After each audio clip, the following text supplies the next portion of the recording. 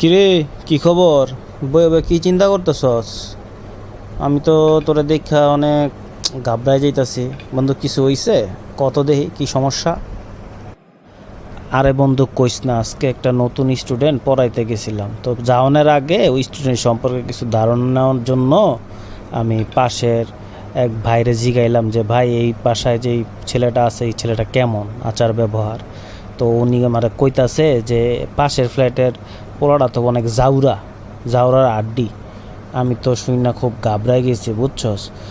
পরে দিয়া আমি পড়াইতে যাইতেছিলাম, তো পরে তোরে কইতাছি কাহিনীটা খারা।